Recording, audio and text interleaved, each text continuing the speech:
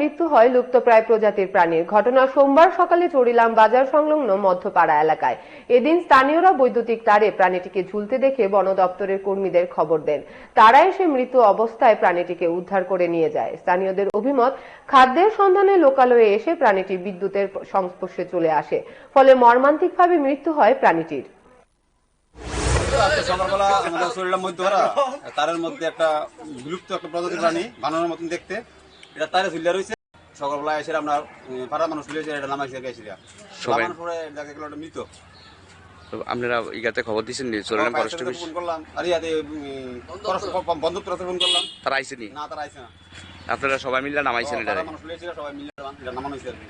এই জায়গা থেকে করতে আইছে এরকম একবারে বাজারের লোক এলাকা? ওই তো এটা আপনার চোরালামের লোক হয়ে আছে, আপনার ফরেস্ট অফিস হতে পারে, এটা সিপাহীতলা থেকে কোনখান থেকে মনে করেন। কোন সময় দেখছেন আপনারা এটা লাইক করেছে? ওই তো আজকে সকালবেলা এসে